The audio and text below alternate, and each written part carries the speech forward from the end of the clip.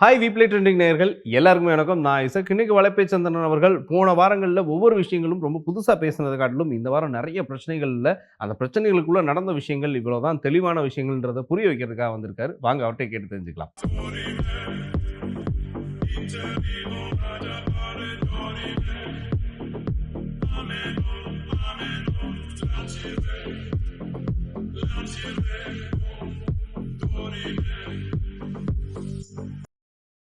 இவ்வளவு விஷயங்கள் நம்ம காரசாரமா பேசிட்டு இருக்கும்போது தலை என்ன பண்றாரு, சாரி ஏகே என்ன பண்றாரு, திடீர்னு அவர் ரேஸ்ல கலந்துக்கிறாரு. நீங்க எல்லாம் படத்தை பாருங்க, நான் என் வேலையை பாக்குறேன்ட்டு போயிட்டு ஒரு ஒன் மேன் ஆர்மியா ஒரு விஷயத்தை நடத்தியிருக்காரு. அந்த ரேஸ்ல வந்து ஒரு சில ரூல்ஸ் எல்லாம் இருக்கும் போல இருக்கு.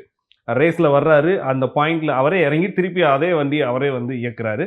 ஸோ அதோடைய விஷயங்கள் இல்லை, எனக்கு கார் ரேஸை பற்றி பெரிய அறிவு எனக்கு கிடையாது. அதை பார்க்கறதும் கிடையாது. பொதுவாக விளையாட்டுங்க நமக்கும் சம்பந்தமே கிடையாது. அதனால அதை பற்றி கருத்து சொல்றதுக்கு நமக்கு. ஆனால் இவ்வளவு பெரிய வெற்றியை அவர் மண்டையில் ஏற்றிக்காதுன்னு ஆதிக்க ரவிச்சந்திரனுக்கு ஒரு அறிவுரைன்னு சொல்கிறாரு. ஆதிக்க ரவிச்சந்திரன் ஃபோன் பண்ணி, சார் படம் இப்படி கலெக்ஷனாக இப்படி ரசிகர்கள் இப்படி கொண்டாடுறாங்க அப்படின்னா ஓகேப்பா, இந்த மண்டையில் ஏற்றிக்காத, தோல்வி வந்தால் மனசில் ஏற்றிக்காத, நீ எப்பவும் வழக்கம் போல இரு சூப்பர் அப்படிங்கிறாரு. அதை ஏற்றுக்கிட்டு அவர் செயல்படுறாரு. அவர் இந்த வெற்றியை தலைமையில தூக்கி வச்சுட்டு ஆடவும் இல்லை. சிறப்பு, ரொம்ப ஹாப்பியாக இருக்காரு. Super sir, super. இப்போ விஜய் அவர்களை பற்றி நம்ம நிறைய விஷயங்கள் வந்து நம்ம கொஞ்சம் கேப் விட்டோன்னு.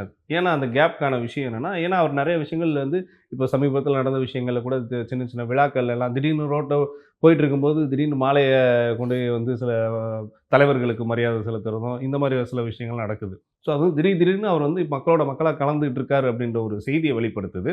இதற்காண்டிலும் வந்து இன்னும் சில விஷயங்கள்லாம் கடந்த நிகழ்ச்சிகள்லாம் பார்த்தீங்கன்னா சில நிகழ்ச்சிகளில் வந்து கலந்துக்கிட்டாரு. ஆனால் இந்த நிகழ்ச்சியில் கலந்துக்க வேண்டாம், இனிமேல்லாம் அனுமதிக்காதீங்க அப்படின்னு ஒரு தரப்பு சொல்கிறாங்க. ஸோ இது வந்து எதுக்காக வேண்டான்னு சொல்லி நிராகரிக்கிறதுக்கான அதான் இப்போ அகில இந்திய ஜமாத் அவங்க வந்து ஒரு முடிவு எடுத்ததா நேற்று ஒரு அறிக்கை வந்திருக்கு. அதில் வந்து என்னென்னா, இஸ்லாமியர்கள் யாரும் விஜயோடு நட்பு கொள்ள வேண்டாம், அவரோட தொடர்பில் இருக்காதீங்க அப்படின்னு சொல்லியிருக்காங்க. அது காரணமாக அவங்க சொன்னது என்ன அப்படின்னா, இந்த அண்மையில் நடந்த ரம்ஜான் நோன்பு திறப்பு நிகழ்வு, அது தாவேக்கா ஏற்பாடு பண்ண ஒரு நிகழ்வு ராயப்பேட்டை ஒய்எம்சியில் நடந்துச்சு. அங்கே வந்து ரசிகர்கள் தாறுமாறாக குடிச்சிட்டு வந்து உள்ளெல்லாம் ஏறி குதித்து அந்த மசூதியினுடைய மாண்பையே கெடுத்துட்டாங்க. ஒரு தொழுகை பண்ணுற இடத்துக்கு வர்றது இப்படியா ஒழுக்கங்கட்ட மாதிரி வர முடியும்? இப்போ விஜய் வராரு, அவரை பார்க்குறதுக்கு ஒரு கூட்டம் வருதுன்னா எல்லாத்தையும் இடித்து தள்ளிட்டு ஏறி குதித்து அந்த சூழலே வந்து ரொம்ப அமைதியின்மையாக இருந்துச்சு. அது ஒரு மாதிரி அருவருப்பாக இருந்துச்சுன்னு தான் அவங்க ஃபீல் பண்ணுறாங்க. அப்போவே பல பேர் அதை கண்டித்தாங்க. நீங்கள் விஜய் வந்து தலைவராகிட்டார், இன்றைக்கி ஒரு அரசியல் தலைவராகிட்டார், அவர் ஒரு நடிகராகவே இந்த கூட்டம் பார்க்குது. இவங்க எப்படியாவது அவரை பார்த்துட மாட்டோமா அப்படின்ட்டு நடந்து கொள்கிற சில விதம் இருக்குல்ல, அது வந்து ரொம்ப பார்ப்பவர்களுக்கு அருவருப்பாக இருக்குது. சரி. ஸோ இஸ்லாமிய அமைப்பு வந்து அந்த அறிக்கையில் பட்டிருக்கிற வேதனை எல்லாமே சரியானது தான். என்னப்பா அவங்க வந்து அந்த மசூதியையும் தர்காவையும் எவ்வளவு புனிதமாக பார்க்குறாங்கிறது நம்ம சொல்ல வேண்டாம். இப்போ நமக்கு எப்படி கோயில்களோ கிறிஸ்தவர்களுக்கு எப்படி வந்து கிறிஸ்தவ ஆலயங்களோ அந்த மாதிரி தான் அவங்களுக்கும். அப்போ அந்தந்த இடத்தின் புனிதத்தன்மையை அவங்கவுங்க காப்பாற்றணும்னு நினைக்கிறதுல தவறே இல்லை. அப்போ உங்களுடைய ரசிகர்னு சொல்லிட்டு ஒரு கூட்டம் உள்ள வந்து ஏறி எங்களுடைய பெருமையை கெடுக்கும் பொழுது, எங்களுடைய பாரம்பரியத்தில் கை வைக்கும் போது நாங்கள் எப்படி சும்மா இருக்க முடியும்னா வந்து கேட்குறாங்க. சரி. அதனால யாருமே வந்து விஜயோட தொடர்பு கொள்ள வேண்டாம் அப்படின்னு சொல்கிறாங்க. எல்லாமே சரிதான். அதே நேரத்தில் இன்னொரு கருத்தை அவங்க முன்வைக்கிறாங்க. அதுதான் நமக்கு கொஞ்சம் நெருடலாக இருந்துச்சு. ஏன்னா இப்போ ரீசெண்டாக அந்த பீஸ்ட் படத்தில் விஜய் வந்து இஸ்லாமியர்களை எப்படி நடத்தினார், அந்த தீவிரவாதி எப்படி அவர் தூக்கிட்டு வந்தாருங்கிறதெல்லாம் அவங்க சொல்கிறாங்க. அப்போ அவருடைய படங்களில் தொடர்ந்து இஸ்லாமியர்களை வந்து அவமானப்படுத்துகிறாரு.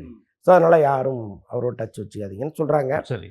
அப்படி பார்த்தா விஜயகாந்த் படங்களில் பல படங்களில் அவர் பாகிஸ்தான் தீவிரவாதியை தான் பிடிச்சிட்டு வருவார், அடிப்பார், இதெல்லாம் நடந்துகிட்டே இருக்கும். அதே விஜயகாந்தை வந்து நீங்கள் எத்தனை முறை உங்கள் மசூதியில் கூப்பிட்டு மரியாதை பண்ணியிருக்கீங்க. அப்போ அவருக்கு ஒரு நீதியும் இவருக்கு ஒரு நீதியும் அதை பார்க்க முடியாது. சினிமாவை தானே பார்க்கணும். இப்போ விஜய் மனசில் அப்படி ஒரு எண்ணம் இருந்து இஸ்லாமியர்கள்லாம் தவறானவர்கள்னு எங்கேயாவது ஒரு கருத்தை அவர் சொன்னாருன்னா, அவங்கெல்லாம் தீவிரவாதிகள்னு எங்கேயாவது ஒரு கருத்தை பதிவிட்டு இருந்தால் நீங்கள் நிச்சயமாக கேட்கலாம். அப்படி எதுவுமே இல்லை. படத்தில் வருகிற ஒரு காட்சி இங்கே காலகாலமாக தமிழ் சினிமாவில் ஒரு ஊறி போன ஒரு விஷயமா அது இருக்குது. அதை வந்து மாநாடு படம் தான் மாற்றுச்சு. முஸ்லீம்னாலே அவனை ஏன் தீவிரவாதியை பார்க்குற நீ, அவனும் நம்மளை மாதிரி ஒரு மனுஷன் தானேன்னு சொன்ன படம் மாநாடு. ஸோ அதனால தான் அது அவ்வளோ பெரிய ஓட்டம் ஓடிச்சு. ஆனால் பெரும்பாலான படங்களில் இஸ்லாமியர்களை தவறாக காமிக்கிறாங்க. அது வந்து வன்மையாக கண்டிக்கத்தக்கது தான். அந்த நீரோட்டத்தில் விஜய் வந்து அவரை அறியாமல் கலந்துட்டார். ஒரு ஒரு ஒரு தீவிரவாதின்னு சொல்லும்போதே அவருக்கு தாடியை வச்சு தலையில் ஒரு குள்ளா வைக்கணுங்கிற ஒரு மரபு இங்கே வந்து படிஞ்சிருக்கு ஒவ்வொருத்த மனசுலையும், இயக்குனர் மனசில். அது மாறணும், கண்டிப்பாக மாறணும். அது மாறணும். அது வந்து இவங்க கோவப்படுறதுல நியாயம் இருக்குது. பட் விஜய் அதற்கு பொறுப்பேற்க முடியாது. இல்லை, அந்த கதை அப்படி ஒரு கதையை அதில் அவர் நடிச்சிட்டார். ஸோ அதனால் வந்து அவர் மனதிலும் அது இருக்குங்கிறத சொல்வது ஏற்றுக்கொள்ள முடியாத விஷயமா இருக்கு. Okay sir. சார், இப்போ இந்த மாதிரியான ஒரு விஷயங்கள், இந்த கருத்துக்கள் எல்லாமே எப்படி வரவேற்கப்படுதுன்னா, ஏன் இவருக்கு மட்டும் அந்த பொதுவான ஒரு விஷயம் அப்படின்னா என்ன பண்ணணும்னா, ஸோ இந்த மாதிரியான விஷயங்களுக்கு யாருமே கலந்துக்க வேண்டாம், உங்களோட வாழ்த்துக்களை மட்டும் சொல்லுங்க அப்படின்னு கூட சொல்லியிருக்கலாமே. இல்லை, அப்படி சொல்ல முடியாதுங்க. இப்போ ஒரு அரசியல் தலைவர் வந்து இந்த மாதிரி ஒரு நிகழ்வுக்கு வரும்பொழுது அவங்களுக்கு ஒரு கணக்கு இருக்குது, தலைவர்களுக்கு ஒரு கணக்கு இருக்குது. சரி. இந்த ஓட்டை வந்து சரி, நம்ம அப்படியே சிந்தாமல் சிதறாமல் எடுத்துடலாங்கிற ஒரு கணக்கு இருக்குது. ஓகே. அதை தாண்டி உள்ளன்போடு வர்றவங்க நீங்கள் என்ன பண்ணுவீங்க? ஓட்டுக்காக வர்றது ஒரு கூட்டம், உள்ளன்போடு வர்றது ஒரு கூட்டம் இருக்குல்ல. ஸோ அப்போ ஒட்டுமொத்தமாக எல்லாருக்கும் ஒரு விதி நீங்கள் பயன்படுத்த முடியாது. ஓ, ஓகே ஓகே சார். ஏதோ ஒரு இடத்துல வந்து இது ரசிகர்கள் வந்தது, அவர் ரசிகர்களை தடுக்க முடியாத ஒரு விஷயம். இந்த மாதிரியான இந்த பாதுகாப்பு நேரத்தில் வேணா விஜய் ஒன்று பண்ணலாம். ம். ஆக்சுவலாக நான் அப்போவே எதிர்பார்த்தேன், விஜய்கிட்டேருந்து இந்த அறிக்கை வந்திருக்கணும்னு நான் எதிர்பார்த்தேன். பட் அவர் செய்யலை. என்னென்னா இப்படி ஒரு செயல் அங்கே நடந்துருச்சு. அதாவது விஜய் போன பிறகு தான் அது நடக்குது. ஆக்சுவலாக விஜய் கிளம்பி உள்ளே வரும்பொழுது அது இல்லை. வர்றாரு, அமைதியாக அவரும் தொழுகை பண்ணுறாரு, இஃப்தார் கஞ்சை குடிக்கிறாரு. அதுக்கப்புறம் வெளியில் கிளம்பி வரும்போது அவரை பார்க்குற தள்ளு முள்ளில் இவ்வளவு நடந்துருது. அவர் காரில் ஏறி போயிடுறாரு. ரைட்டு. போன பிறகு செய்திகளில் அதெல்லாம் வருது. ம், நீங்கள் உடச்சி போட்டது, உள்ளே வந்தது, ஏறி குதிச்சது எல்லாமே செய்தியில் வருது.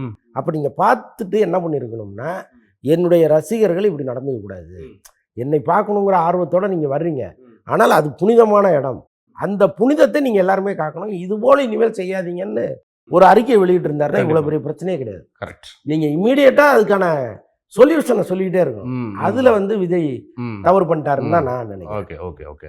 ஸோ இனிமேல் அடுத்தடுத்த சில விஷயங்கள், ஏன்னா இப்போ தான் அவர் வந்து ஒவ்வொரு விஷயங்களுக்கும் போயிட்டு இருக்கும்போது கூட இறங்கி ஒரு தலைவருக்கு வந்து மரியாதை செலுத்தணும் அப்படின்ற ஒரு விஷயத்துக்கு இறங்கியிருக்காரு. இன்னும் அடுத்தடுத்த சில விஷயங்கள் பண்ணிடுவார். இல்லைங்க, ஒரு தலைவர் கார்லேருந்து இறங்கி ஒரு அம்பேத்கர் சிலைக்கு மாலை போடுறத நம்ம பெருமையெல்லாம் பேசிட்டு இருக்க முடியாது.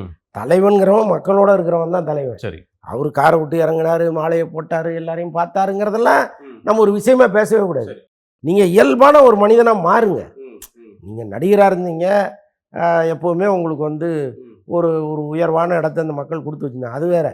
நீங்கள் அரசியல்னு வரும்போது மக்களோட மக்களாக தான் நிற்கணுமே தவிர நீங்கள் அதை தாண்டி நான் தனியாகவே நிற்பேங்கிறதெல்லாம் ஏற்றுக்க முடியாது. எப்போவுமே வடிவேலு சுந்தர்சி காம்பினேஷன் வந்து ரொம்ப எதிர்பார்க்கக்கூடிய ஒரு காம்பினேஷன். நடுவில் வந்து வடிவேலு யார் கூடயே ட்ராவல் பண்ணார். ஒரு ஆஃப்டர் பெரிய பிரேக்குக்கு பிறகு அதான் ஜூன் 5 இந்த படம் ரிலீஸ்னு அறிவிச்சிருக்காங்க. சிம்புவுக்கு வந்து ஒரு மிகப்பெரிய படமாக அது வரப்போகுது. குபேராவுக்கு அப்புறம் இட்லி கடை இருக்கு, அவருடைய டைரக்ஷன்லேயே வரப்போகிற படம் அக்டோபர் 1 வரப்போகுது அந்த படம். ரொம்ப சூப்பரான ஒரு விஷயத்த சொல்லிட்டு இருக்கும்போதே நான் அடுத்த பகுதியில் சொல்கிறேன் அப்படின்ற ஒரு விஷயத்த சொல்லியிருக்காரு. ஸோ 2ஆம் பகுதியில் என்னன்னு தெரிஞ்சுக்கலாம் வாங்க.